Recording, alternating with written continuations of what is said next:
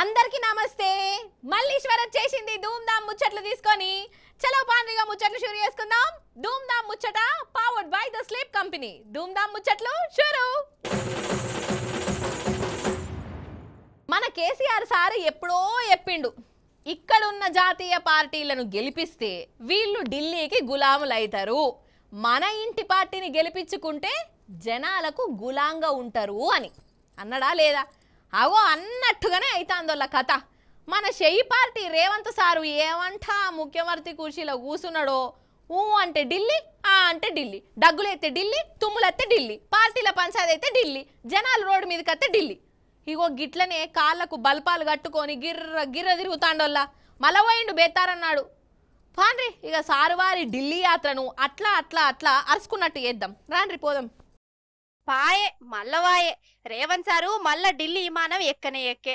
స్వారీ స్వారీ సారు పోలే ఢిల్లోలే. రేవంత్ ఒకసారి వచ్చిపో కలుద్దామట గాని అని గిట్లా ఫోన్ కొట్టిరట. ఖతం బుయ్ బుయ్ అనుకుంటా పోనే పోయిండు. ఢిల్లీలో తేలనే తేలిండు. మరి సారు ఢిల్లీ పోతే మనకేమన్నా అక్కడికొచ్చేదా అంటే అది కాదు. వాళ్ళ పార్టీ ముచ్చన్నట. గాంధీ భవన్ కు ఎవరిని పెబ్బ చేయాలి, పిసిసి ప్రెసిడెంట్ గా ఎవరిని చేస్తే మంచిగుంటది, పార్టీలో లొల్లులు పంచాదులు ఎట్లా నడుస్తున్నాయి, ఎవరి కాళ్ళు బరాబరైనా కాదా, ఇవి అరుచుకునేదందుకే పిలిచిరని అంటురు. వాటితోని మనకేం ఫాయిదానోలా మీరే చెప్పురి.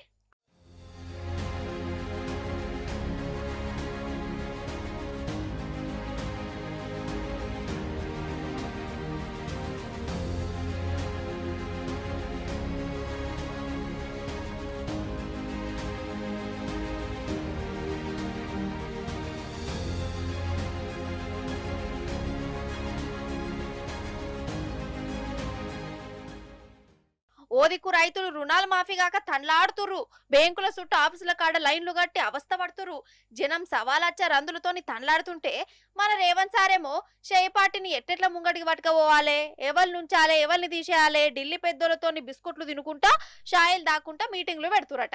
అసలు మన రేవంత్ సారు ముఖ్యమంత్రి అయిన 8 నెలలల్లా దగ్గర 20 మట్ల ఢిల్లీకి పోయిండోళ్ళ. 20 మట్ల 8 నెలలల్లనే 20 మట్ల పోతే ఇంకా 4 ఏళ్ళు ఉన్నది కథ. ఇంకెన్ని మట్ల పోతాడో, ఎన్ని గిన్నీస్ బుక్ రికార్డు బద్దలు కొడతాడు. అసలు ఇట్లా పోయి రావడానికి అయ్యే విమాన ఛార్జీలు, ఆడున్నందుకు అయ్యే ఖర్చులు కలుసుకుంటే సగం మంది రైతుల రుణాలు కూడా మాఫీ చేయొచ్చని అంటుర్రు. సరే రేవంత్ సారు ఢిల్లీకి పోతాడా, బొంబాయికి పోతాడా, అండమానికి పోతాడా ఓని మనకేం అవసరం లేదు. కాకపోతే అట్లా పోయేదందుకు అయ్యే ఖర్చు ఇవ్వదోల్లా మన జనాలదే కదా. అంటే జనం సొమ్ముతోని పార్టీ కార్యక్రమాలలో బిజీగా ఉంటుండన్నట్టు. అరే ఏదన్నా ప్రాజెక్టుల గురించో, కొత్త స్కీముల గురించో, జనం పడుతున్న తక్లీఫ్ల గురించో, రైతుల కష్టం గురించో వీటి కోసం పోయినా ఒక అందం సెందం గాని ఊంటే ఢిల్లీ కురుకుడైంది. అందుకే అనలేదా కేసీఆర్ సారు, మన ఇంటి పార్టీ మనకానే ఉంటది, ఈ షెయి పార్టీని పువ్వు పార్టీని నమ్మితే ప్రతిదానికి ఢిల్లీ కురుకుతారు, ఢిల్లీలో వాళ్ళు గట్క పోతుందనే వీళ్ళు పని చేస్తానని అనే ఇప్పుడు మనకు కళ్ళారా కనబడుతుంది అని చెప్పుకుంటారు జనాలు. భలే ఢిల్లీ యాత్ర పాటు.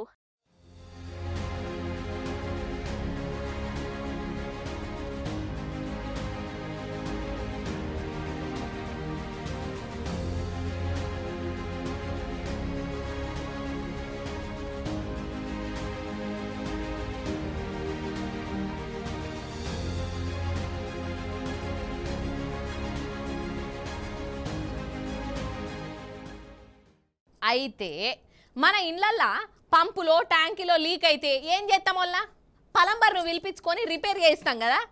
అగో ఇప్పుడు మొగుల మీదకి కూడా ఒక పలంబర్ను పంపించాలనా ఏంది అని అనిపిస్తున్నదోల్లా. మబ్బులు లీక్ అయినట్టు కొడుతున్నది. పలంబర్ పోయి మబ్బులకు రిపేర్ చేస్తాడేమో అడగాలి. ఏంది మల్లీశ్వరి, నీ చిన్న మెదడేమన్నా చితికిపోయిందా ఏంది? మొత్తం అంతా పిస చేస్తా అన్నావు, మబ్బులకు పలంబర్ను పంపుడేంది, ఆడ రిపేర్లు చేసుడేంది అని అంటారా? మీరేమంటారో అనుర్రి గాని మన హైదరాబాద్లో ఒక ఇంటి ముంగట వాన వాన వల్లప్ప ఆ చేసిన కథ ఏందో చూడురిగా మీరే. వాన పడితే ఏం చేద్దాం వల్ల చెట్టు కిందికో ఇండ్లకో ఉరుకుతాం కదా తడవకుండా.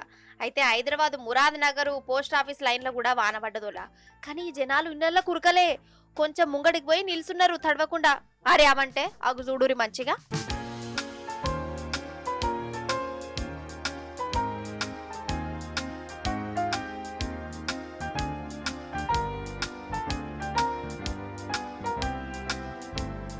చూసిరా వీళ్ళ ఇంటి ముంగటనే సెపరేట్ గా పడుతుంది వాన. అటు పడతలేదు ఇటు పడతలేదు, గీంత జాగాలనే పడుతుంది. ఇక ఇట్లా ఒకలింటి ముంగట్నే వాన పడుతుంటే జనాలేమో దడవకుండా కొంచెం అటే జరిగిర్రు. ఓష్ని ఇదేం కథరో, ఏదో ట్యాంకర్ లీక్ అయినట్టు మబ్బులు గిట్ల చిన్నగా లీక్ అయిందా, లేకుంటే వర్షం సినిమాల కదా హీరోయిన్ ఏ వర్షం మా దిక్కు పడవా అని మొక్కినట్టు ఈ ఇల్లుగల్లోలే మా ఇంటి మొక్కటనే వాన కురవాలని గట్టిగా మొక్కిరా. గిట్లనే నా మీదలోకి వచ్చింది. అయితే ఇదట క్లౌడ్ బరస్ట్ అట, క్లౌడ్ బరస్టు. ఈ క్లౌడ్ బరస్టు అటు హిమాలయ పర్వతాలున్న దిక్కస్తాయి కదా, మొన్న ఆగమాగం చేయలే గా క్లౌడ్ బరస్టు మొరదాబాదులున్న వీళ్ళ ఇంటి ముంగట అయిందట. అందుకే ఈ 6 అడుగుల వాన అన్నట్టు.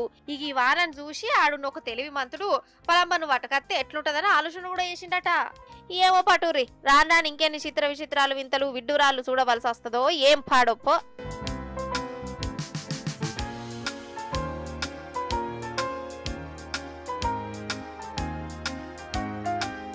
మన ఆడోళ్లకు చీరల మీద బంగారం మీద మస్తు పాయరం ఉంటది కదా.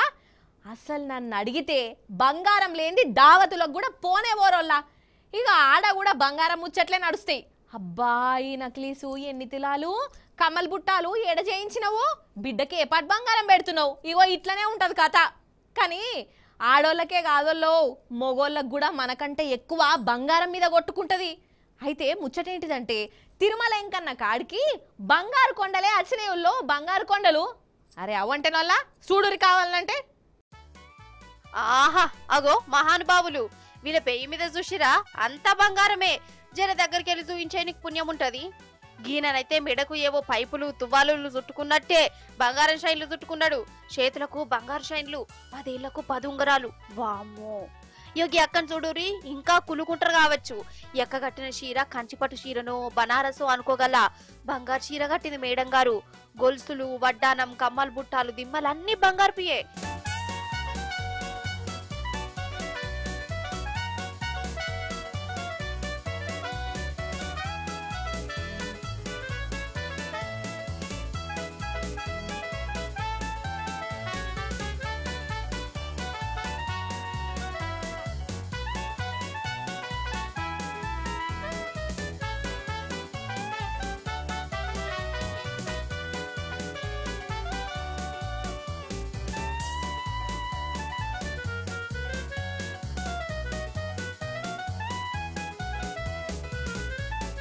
ఈమె ఈయన ఇంటామే, పక్క పొంటైననేమో తమ్ముడు.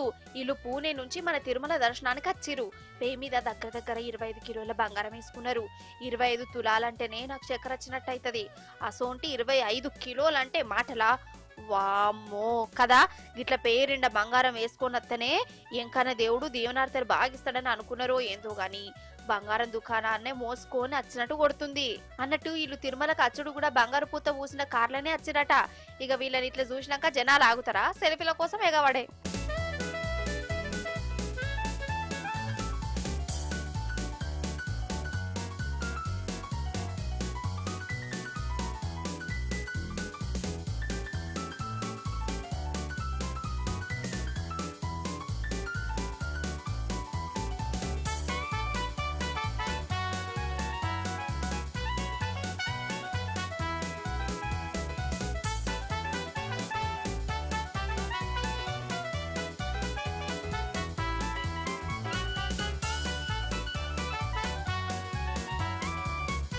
అంతా బరబరే గాని చిన్నపాటి షైన్లు కనబడితేనే దొంగలకు చేతులు ముల పెట్టినట్టు అనిపిస్తది.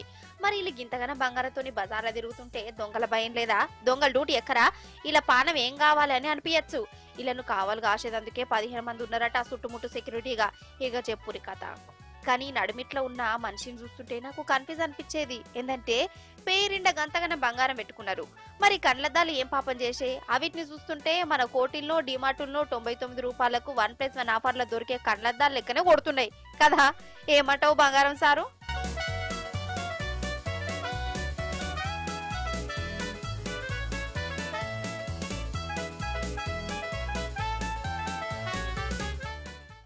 అవు కానీ మీకు బంగారం ముచ్చట చెప్పినా కదా నోళ్ళ, నేను పరిశాన్ అనిపించింది కదా.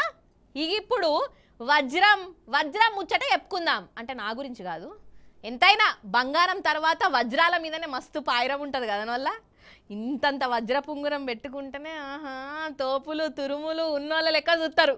అసాంటిదొల్ల దునియాలని అన్నిటికంటే పెద్ద వజ్రం మీ చేతులకు అత్తే ఏం చేస్తారల్లా అవల్లా పెద్దదంటే పెద్ద వజ్రం ఒక జాగల దొరికింది నేను చూసిన చూసుడుతోనే నాకైతే కళ్ళు తిరిగినట్టు అయిందల్లా మీరు కూడా చూడుర్రి హాగోగోగో ఈ సూటు బూటు మనిషి చేతుల పట్టుకొని పరీక్ష పెట్టి చూసుకుంటా మరి మురిసి ముప్పందం అయిపోతున్నాడు కదా ఇదేనుల్లో పెద్ద వజ్రం దొరికిన ఈ వజ్రాన్ని పట్టుకొని మస్తుల సంబరపడతాండు దొరుకుడంటే మనకు కదా అప్పుడప్పుడు రోడ్ల మీద చిల్లర పైసలు దొరికినట్టు దొరకలే వజ్రము బాయిల్నే దొరికింది అన్నట్టు ఈ సంబరపడేటైన కూడా ఎవరో కాదోల్లా ఒక దేశానికే ప్రెసిడెంట్ What?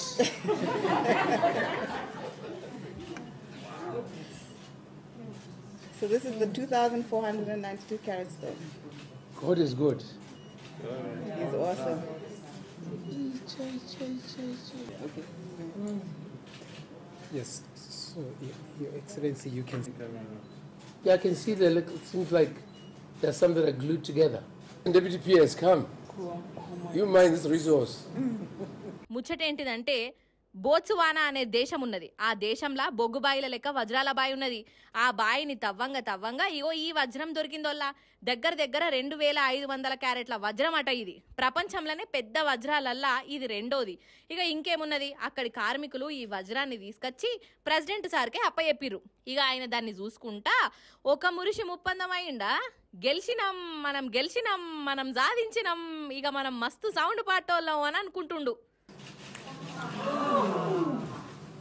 What?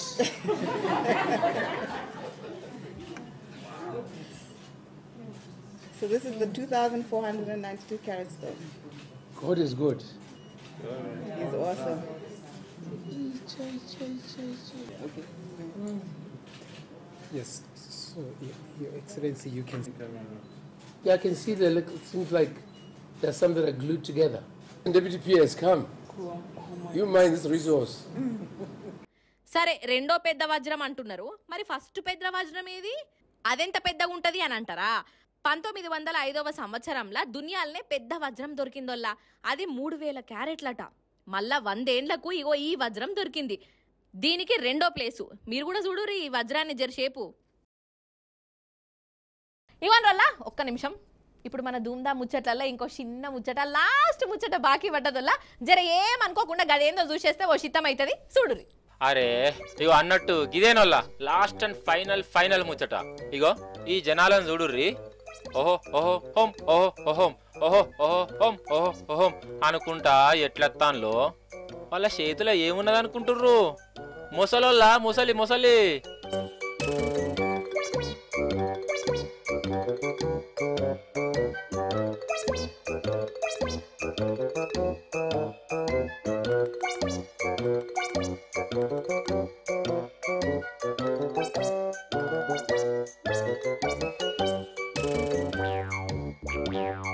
ఓరి దేవుడు ఏందిది పెళ్లి కొడుకును ఊరేగించినట్టే ఊరేగిస్తుర్రు కదా అగో ఇంకా దాంతో పరాష్కాలు కూడా ఆడుతుర్రు అయితే జోగులాంబ గద్వాల జిల్లా మల్లకల్లనొల్ల పొలాలకు ఈ ముసలొచ్చింది అవసరమా అది అచ్చుడు అవసరమా కాలువలనో చెరువులనో ఉండగనాట ఎందుకు రావాలి ఇక జనం చూసిర్రు పని పాట ఇడిచిపెట్టిర్రు ఇక ముసలిని రౌండ్ అప్ చేసి గిట్ల దొరకబట్టిర్రు సరే దొరకబట్టని గాని దాన్ని చూడు ఎట్లా సతాయిస్తుర్రో అయ్యయ్యయ్యో అదేదో గాశారం మంచిగా లేక తొవ్వదప్పతే దాన్ని ఇంకోసారి జనం మధ్యలోకి రాకుండా చేస్తుర్రు కదా ఇక ఇది చాలదని సెల్ఫీలు వీడియోలు ఇన్స్టాగ్రామ్ రీల్ అట గట్లుంటది మరి మనోళ్ళ కథ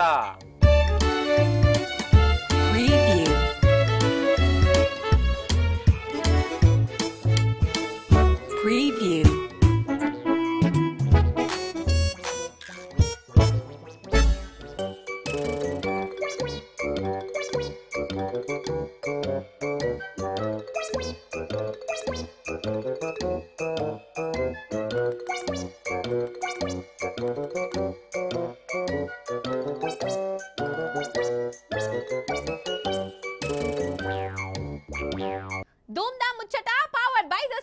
అయిపోయినాయి. ఇవ్వన్నట్టోళ్ళు అయ్యారటే ముచ్చట్లు. మళ్ళా రేపు వస్తుంది కదా మీ మల్లీశ్వరి, అప్పుడు వచ్చేటప్పుడు ఇంకిన్ని ముచ్చట్లతో కలుస్తుంది. అప్పటిదాకా మీరైతే చూస్తూనే ఉండు టీ న్యూస్. నేను ఉంటా మరి. నమస్తే, టాటా.